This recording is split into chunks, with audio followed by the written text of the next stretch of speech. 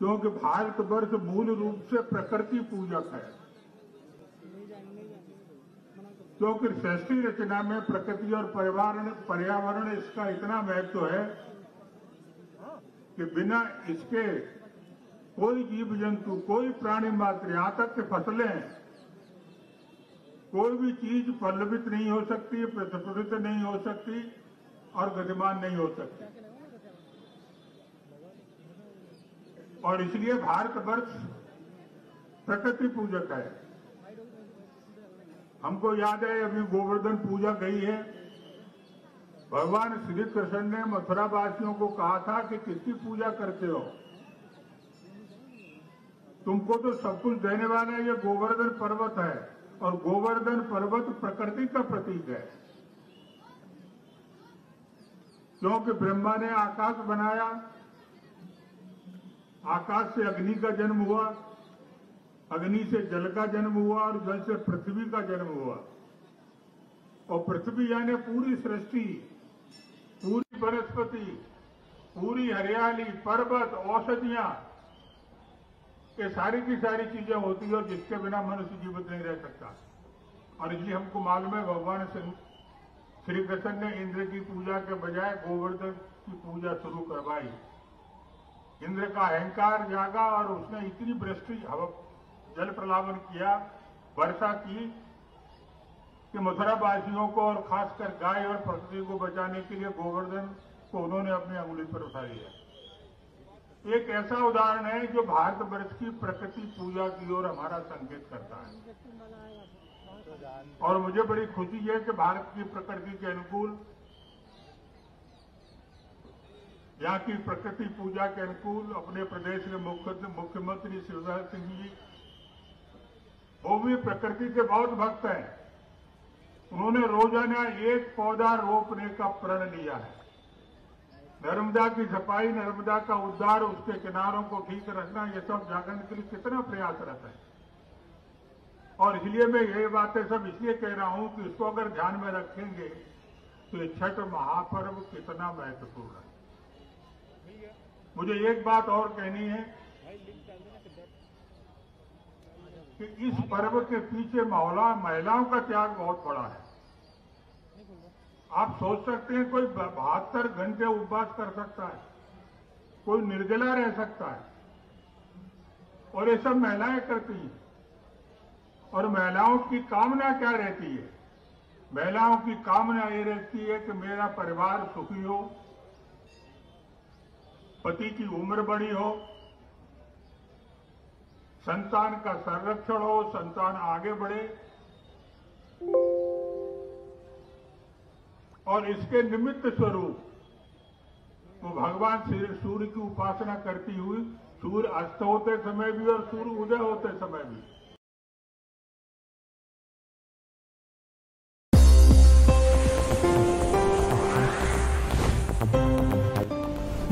आप देख रहे हैं SC न्यूज इंडिया, अभी की खबर अभी। और इसलिए मैं ये बातें सब इसलिए कह रहा हूं कि इसको अगर ध्यान में रखेंगे तो ये छठ महापर्व कितना महत्वपूर्ण है। मुझे एक बात और कहनी है कि इस पर्व के पीछे महिलाओं का त्याग बहुत बड़ा है। आप सोच सकते हैं कोई 72 घंटे उपवास कर सकता है, कोई निर्जला रह सकता है, और ये सब महिलाएं करती हैं। और महिलाओं की कामना क्या रहती है? महिलाओं की कामना ये रहती है कि मेरा परिवार सुखी हो, पति की उम्र बड़ी हो, संतान का संरक्षण हो, संतान आगे बढ़े। और इसके निमित्त स्वरूप वो भगवान सूर्य की उपासना करती हुई, सूर्य अस्त होते समय भी और सूर्य उदय होते समय भी, दोनों समय उसके सामने अपनी कृतज्ञता व्यक्त करती हुई अर्घ्य समर्पित करती है। इस सब के पीछे एक पौराणिक कथा और है, इसमें भगवान श्री कृष्ण का फिर संबंध आता है। महाभारत युद्ध के अंदर जब कौरवों ने षड्यंत्र के माध्यम से द्रौपदी के 5 पुत्रों का ही वध नहीं किया, बल्कि उन्होंने अभिमन्यु की पत्नी उत्तरा के जो गर्भ में जो शिशु था उसका भी वध कर दिया। आप देखिए कितना महाभारत का कितना बड़ा दुष्टता का काम था। भगवान श्री कृष्ण ने उत्तरा को कहा कि अपनी संतान की रक्षा करने के लिए आप छठ का पर्व रखिए, आप छठ का उत्सव रखिए, छठ का पूजा करिए, व्रत रखिए।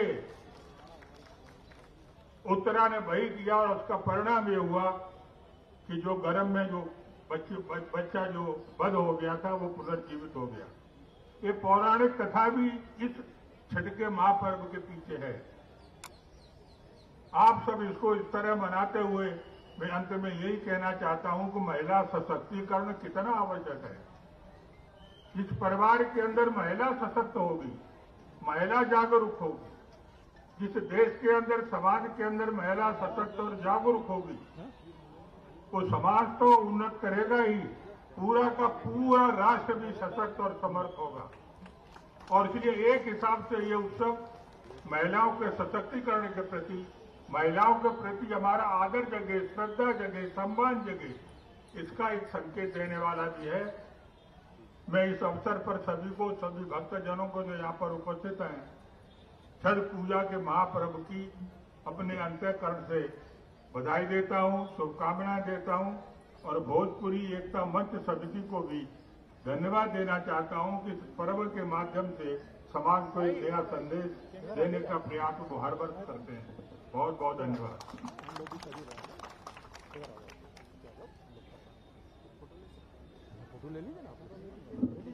धन्यवाद भाई साहब, आपके सुभाषित वचन से निश्चित रूप से इस समाज के लोगों को एक नई प्रेरणा मिलेगी और हम सब मिलकर के इस बात का हमेशा प्रयास करते हैं कि हजारों किलोमीटर दूर हम लोगों ने अपने मातृभूमि को जो छोड़ा है, हम जहां भी जाएं अपने कर्म से, अपने धर्म से, अपने वचन से, अपने श्रम से उस पावन मिट्टी का श्रृंगार करने की हम सब कोशिश करें।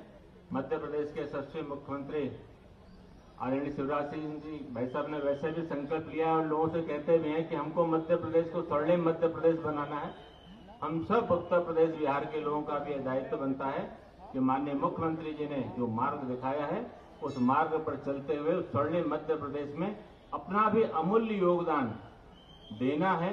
और योगदान इस प्रकार का देना है कि लगे कि हाँ किसी ने हमको योगदान किया है, टाइम पास वाला योगदान नहीं। आज भाई साहब इस प्रांगण में जो कार्यक्रम आयोजित हुआ है, इस कार्यक्रम के लिए हमने मध्य प्रदेश सरकार के नगरीय प्रशासन मंत्री आदरणीय भूपेंद्र सिंह जी भाई साहब से निवेदन किया था और इस बात को कहते हुए बहुत प्रसन्नता है कि उन्होंने सहर्ष रूप से इस घाट के उन्नयन के लिए, इस घाट के सौंदर्यीकरण के लिए 1.5 करोड़ रुपए की राशि इस प्रांगण के लिए उन्होंने प्रदान की है। और ये जो सारा प्रांगण भाई साहब जो भी सजा है, जो यहाँ पर कार्यक्रम चल रहा है, जो देख रहे हैं, जो कुछ काम हुआ है, उसके लिए मैं आदरणीय भूपेंद्र सिंह जी और भोपाल नगर निगम के सभी अधिकारियों का भी आभार व्यक्त करता हूँ। आज इस घाट पर माँ गंगा की गोद में जिन लोगों ने जन्म लिया है और आज माँ छठी मैया का व्रत धारण करके रखा है, माँ गंगा की गोद से जन्म लेने वाले लोगों को माँ नर्मदा की गोद में जिन्होंने जन्म लेकर के सेवा का संकल्प लिया है, ऐसे यशस्वी मुख्यमंत्री माननीय शिवराज सिंह चौहान जी हम सबके बीच में यहाँ पर उपस्थित हैं। मैं ज्यादा वक्त न लेते हुए यही कहूंगा कि नशा करते हो तो क्यों करते हो, और नशा करना भी है तो क्या कि रात को किया सवेरे उतर गया। नशा करना है तो जन सेवा का लो, नशा करना है तो गरीबी हटाने का लो, नशा करना है तो संबल देने का करो। और वो नशा एक बार करके देखो, जिंदगी में नहीं उतरेगा। और इसकी साक्षात मूर्ति माननीय शिवराज सिंह चौहान जी भाई साहब हम सबके बीच में विराजमान है। मैं आदरणीय मुख्यमंत्री जी से निवेदन करता हूं कि वे आए और यहाँ पर आए हुए हम सभी भक्तों का, सभी नागरिक बंधुओं को अपने सुभाषित वचन से आशीर्वाद प्रदान करें। आदरणीय शिवराज सिंह चौहान जी भाई साहब। बोलिए छठ मैया की, भारत माता की।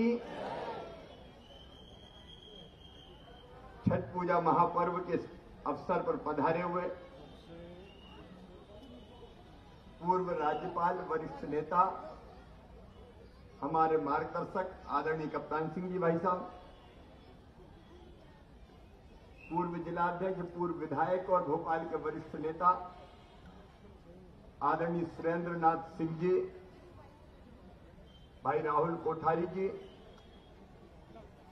हमारे भोजपुरी एकता मंच समिति के अध्यक्ष आदरणीय कुंवर प्रसाद जी, आदरणीय अरुण जी, आरती कुमार जी, भाई चेतन सिंह जी, इस अवसर पर कठिन व्रत करने वाली मेरी आदरणीय बहनें, उपस्थित भाइयों, भांजे भांजियों, आप सबको छठ पूजा महापर्व की मैं हार्दिक शुभकामनाएं और बधाई देता हूं। अभी चेतन जी कह रहे थे सरकार ने ये किया वो किया, अरे कुछ नहीं किया, तेरा तुझको अर्पण क्या लागे मेरा। ये छठ मैया का पर्व आज पूरे देश का पर्व है। ये सही है कि बिहार से प्रारंभ हुआ, और बिहार तो वैसे भी देश की जान है। बिना बिहार के देश नहीं चल सकता, हिंदुस्तान का काम नहीं चल सकता। अरे देश क्या, दुनिया में बिहारी बसे। लोगों के काम धंधे, खेती सब बंद हो जाए, और दिमाग भी सबसे ज्यादा टैलेंट अगर कहीं है तो अभी यूपीएससी की परीक्षा में देख लो, वो बिहार से ही निकल के आया है। सचमुच में बिहार गर्व करने लायक प्रदेश है। बिहार के हो, उत्तर प्रदेश के हो, हम सब भारत मां के लाल, भेदभाव का कहां सवाल। और मध्य प्रदेश भी आपका ही है, दूसरा नहीं है, अपना सबका प्रदेश है। क्योंकि हम अपनी मेहनत से, अपने परिश्रम से इस प्रदेश को भी आगे बढ़ाने का काम कर रहे हैं। इसलिए बहनों और भाइयों, आपके बीच आकर मैं अत्यंत प्रसन्न हूं, और आपको ये वचन देता हूं, छठ पूजा महापर्व के इस अवसर पर कि मध्य प्रदेश की सरकार और ये मामा हमेशा आपके साथ खड़ा हुआ है। कठिन व्रत है मेरी बहनें कर रही, 72 घंटे का। चौथ के दिन नहाए खाए के शुरू हुआ व्रत, उसके साथ आराधना, पूजा। ये अद्भुत परंपरा और पद्धति है। कप्तान सिंह जी कह रहे थे कि प्रकृति की पूजा है, और आज तो डाला छठ पूजा। डाला डाला में अलग अलग तरह के पकवान। मैं इस परंपरा को प्रणाम करता हूं। और अभी मैं जब आ रहा था तो मैं सुन रहा था, सर चेतन जी कह रहे थे कि उगते सूरज की उपासना तो सब करते हैं, लेकिन डूबते सूरज को भी अर्घ्य देके उपासना करके हम उनका भी आभार व्यक्त करते हैं। क्योंकि आज जो सूरज डूब रहा है, कल वो उगता सूरज फिर बनेगा। आप सबको हार्दिक शुभकामनाएं, आप सबको बधाइयां, और छठ मैया से यही प्रार्थना है कि सुख समृद्धि और रिद्धि सिद्धि आप सबकी जिंदगी में आए। सब सुखी रहे, सब निरोग रहे, सबका मंगल हो, सबका कल्याण हो। लेकिन प्रकृति पूजा का भी ये पर्व है, और ये 2 व्रत और लें, ये मेरा निवेदन है आपसे। कर लूं निवेदन? अरे कर लूं निवेदन? एक, जब भी कोई खुशी का मौका हो, बेटा बेटी का जन्मदिन हो, शादी की वर्षगांठ हो, कोई भी खुशी का मौका हो, एक पेड़ जरूर लगाना। एक पेड़ लगा देना। लगाएंगे। और दूसरा और आपसे एक व्रत और ले लो कि जिनने पहला डोज लगवा लिया हो कोरोना का, भैया दूसरा डोज जरूर लगवा लें। कौन कौन ने दोनों डोज लगाए, हाथ उठाएं। अभी बहुत से रह गए, अब हम ढूंढते फिर रहे हैं कौन बचे। सबको लगाना पड़ेगा, तब हम कोविड से पूरी तरह से सुरक्षित रह पाएंगे। और इसलिए वास्तव में ये भी एक तपस्या है, व्रत है, क्योंकि कोविड की तीसरी लहर से अपने देश को, अपने प्रदेश को बचाना है। इस अवसर पर आज टीका अभियान महापर्व था। जब मैं घर से चला तो 10,77,000 लोगों को आज के दिन ही सेकेंड डोज लगे थे। इसलिए जो बचे हुए हैं वो जरूर लगवा लें, ये मेरी प्रार्थना है। इस अवसर पर एक बार मैं फिर अपने सभी बहनों को, भाइयों को, बेटों को, विशेष तौर पर बेटियों को बहुत बहुत बधाइयां देता हूं, शुभकामनाएं देता हूं। आप सब सुखी रहें, इसी की कामना करता हूं। बहुत बहुत धन्यवाद, प्रणाम, नमस्कार। मुझे कुंवर प्रसाद जी ने आग्रह किया है कुछ पूजा के लिए स्थान का, जमीन का, बाकी चीजों का, तो सुरेंद्र सिंह जी यहाँ उपस्थित है। हम लोग चर्चा करेंगे, बातचीत करके तय करेंगे। बहुत बहुत धन्यवाद।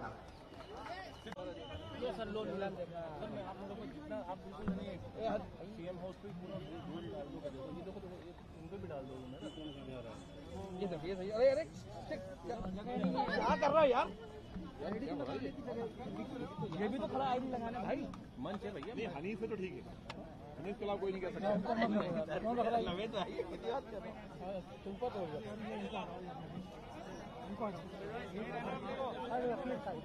निकालो ना, साइड में हो जाओ। अरे साइड में प्लीज। अरे बुरी तरीके से आगे नहीं आएंगे, रखवा दो ना, सबसे बढ़िया। एक काम करो ना, सारे माइक लेके वहीं रख देना, कोई नहीं आएगा आगे। अपन ना आईडी ना टेबल पे रखवा दो।